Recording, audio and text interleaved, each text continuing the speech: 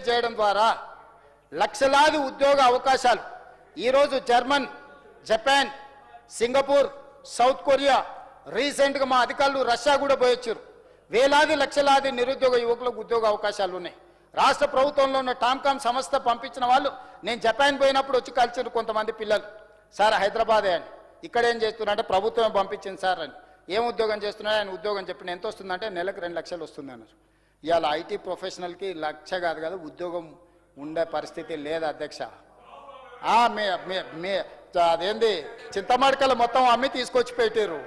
చింతమడకలు అమ్మి మొత్తం తీసుకొచ్చి ఇక్కడ పెట్టుబడి పెట్టారు.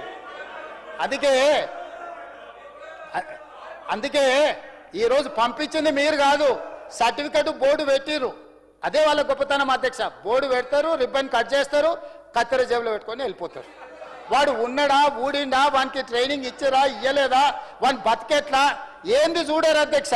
ఫోటో దిగినమా, సోషల్ మీడియాలో పెట్టినమా, ట్విట్టర్లో పెట్టినమా, పైసలు ఇచ్చి అదేందో ఏమంటారు దాన్ని, పైసలు ఇచ్చి కొట్టించుకుంటారు కదనా, ఏంది అది లైక్లా, క్యాష్ డౌన్ వారి గారు పెట్టంగానే లైక్ కొడితే 10 రూపాయలంట, కామెంట్ చేస్తే 100 రూపాయలంట, పొగుడితే 1000 రూపాయలంట. ఇది నగదు నజరానా పథకం పెడితే ఏమొస్తుంది అధ్యక్ష? వెనకటికి రాజుల దగ్గర ఉండేటోళ్ళు భట్రాజులు అని పొగిడేటోళ్ళు, రాజా ఓహో రాజా ఆహా అని. ఈరోజు నూతన భట్రాజులు సోషల్ మీడియాలో లైకులు, కామెంట్లు, ఇది అక్రమంగా సంపాదించిన సొమ్ము. నాన్నగారు సంపాదించి ఇచ్చారు, టీవీ పెట్టుకున్నాడు, బాగానే ఉంది, చూపించుకోనికే టీవీ ఉంది, రాసుకోనికే పేపర్ ఉంది, పాడుకోనికే ఫామ్ హౌజులు ఉన్నాయి. ఇక ఓ నాన్న నువ్వు ఎంత గొప్ప నాన్న అంటే, మీ నాన్న నీకు ఫామ్ హౌజులు ఇచ్చిండు, టీవీలు ఇచ్చిండు, పేపర్లు ఇచ్చిండు, ఫామ్ హౌజులు ఇచ్చిండు, నీకు గొప్ప నాన్ననే. కానీ మాకందరికి ఏమి ఇచ్చిండే, షిప్ ఇచ్చిపోయిండు. అదే కదా మా బాధ అంతా. 8,11,000 కోట్ల రూపాయలు అప్పిచ్చిపోయిండు, నిరుద్యోగ సమస్య ఇచ్చిపోయిండు. తెలంగాణ మా దయతోనే వచ్చింది. అదే పెద్ద మనిషి నిలబడి చెప్పిండు అధ్యక్ష, నేను చెప్పలే. అదే పెద్ద మనిషి నిలబడ్డప్పుడు సోనియమ్మ దయతోటి సోనియమ్మ ఆశీర్వాదంతో తెలంగాణ రాష్ట్రం వచ్చింది. ఇక్కడుండి నేను ఒప్పుకోకపోతే నేను మనిషినే కాదని ఆ పెద్ద మనిషి నిలబడి చెప్పిండు. బతుకున్నప్పుడే తండ్రికి తద్దనం పెడతారని ఎవరో వెనకటి కంటే నేనేమో అనుకున్నా అధ్యక్ష. ఇప్పుడు చూస్తుంటే అట్లనే అనిపిస్తుంది. అంటే కేసీఆర్ గారు మాట్లాడిన మాటలకు కూడా వీళ్ళు వ్యతిరేకమా?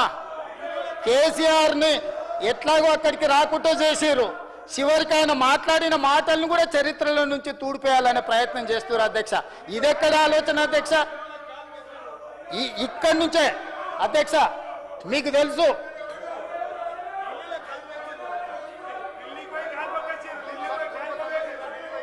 అధ్యక్ష తమరు చూసారు, నేను చూసిన 10 జనపతులు ఒక పెద్ద మరిచెట్టు ఉంటుంది. కుటుంబం అంతా పోయి సోనియా గారి కాళ్ళు మొక్కి కడుపులో తలకాయ పెట్టి వచ్చిన ఫోటో ఉంది అధ్యక్ష. సీయింగ్ ఈజ్ బిలీఫ్ అంటారు.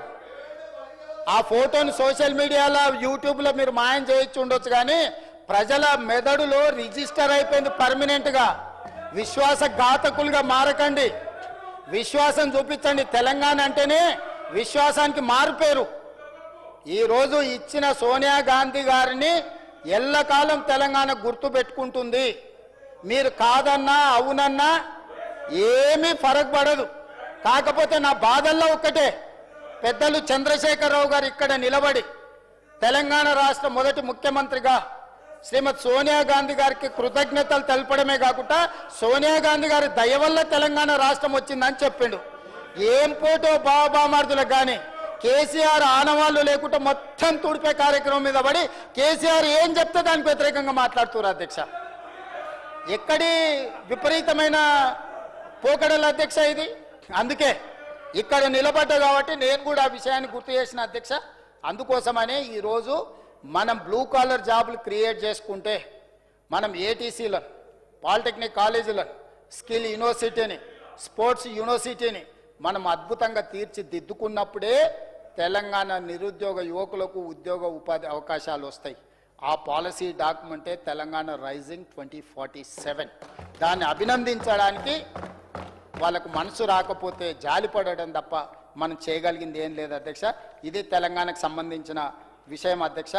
ఈరోజు చాలా విషయాలు పర్యావరణ రహిత ప్రాంతం కావచ్చు, ప్రపంచ స్థాయి పర్యాటక కేంద్రంగా కావచ్చు, ప్రపంచ స్థాయి సర్వీస్ సెక్టర్కు హబ్గా తీర్చిదిద్దడం కావచ్చు, మూసి పునరుజ్జీవం ప్రాజెక్టు కావచ్చు, మెట్రో విస్తరణ కావచ్చు, చెరువుల పునరుద్ధరణ కావచ్చు, కాలుష్య కారక పరిశ్రమలను ఔటర్ రింగ్ రోడ్ అవతలికి తరలించడం, హీల్ట్ పాలసీ కావచ్చు, ఎలక్ట్రిక్ వెహికల్స్ను ప్రోత్సహించడం కావచ్చు, సోలార్ పవర్ను ప్రోత్సహించడం కావచ్చు, మన క్యూర్ పాలసీలో భాగంగా మనం పెట్టుకున్నాం అధ్యక్ష.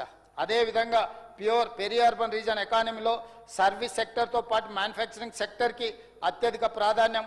ఔటర్ రింగ్ రోడ్డు నుంచి ప్రతిపాదిత రీజనల్ రింగ్ రోడ్డు మధ్యన మేము ప్యూర్గా వర్గీకరించాం, మ్యానుఫ్యాక్చరింగ్ హబ్గా తీర్చిదిద్దబోతున్నాం. అదేవిధంగా ఫ్యూచర్ సిటీ నిర్మాణంతో పాటు రేడియల్ రోడ్లను నిర్మించి మ్యానుఫ్యాక్చరింగ్ క్లస్టర్స్గా ఈరోజు వీటిని వర్గీకరిస్తున్నాం. Green energy, EV manufacturing, aerospace, defence, pharma లాంటి రంగాలను ప్రోత్సహించబోతున్నాం. అదేవిధంగా రూరల్ అగ్రికల్చర్ రీజనల్ ఎకానమీలో భాగంగా రీజనల్ రింగ్ రోడ్డు నుండి తెలంగాణ సరిహద్దు వరకు ఉన్న ప్రాంతం దాదాపుగా 1,00,000 స్క్వేర్ కిలోమీటర్లలో వ్యవసాయ అనుబంధ రంగాల ప్రోత్సాహం, పంటల మార్పిడి, అధునాతన వ్యవసాయ విధానాలు ఒకనాడు తెలంగాణ పంటల జోన్లుగా ఉండేటివి. పసుపు, సోయాబీన్, సన్ఫ్లవర్, వేరుశెనగ, చెరుకు లాంటి పంటలకు నిజామాబాద్ జిల్లా ఒక హబ్గా ఉండేది. నిజామాబాద్ జిల్లా అంకాపూర్ రైతులు దేశ వ్యవసాయానికి బ్రాండ్ అంబాసిడర్లుగా ఎదిగారు.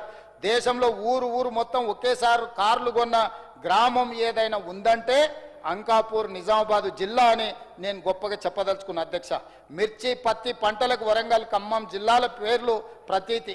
మా కొడంగల్, వికారాబాద్ కంది పంటలకు, కందిపప్పు పంటకి ఫేమస్. రంగారెడ్డి జిల్లా కూరగాయలు, పండ్ల తోటల సాగుకు ప్రతీతి. ఇప్పుడు ఆ కల్చర్ కనుమరుగై అగ్రికల్చర్ దెబ్బతిన్నది. దీన్ని రివైవ్ చెయ్యాలని, ఈ పరిస్థితిలో మార్పు తీసుకురావాలని మేము ప్రయత్నం చేస్తున్నాం అధ్యక్ష.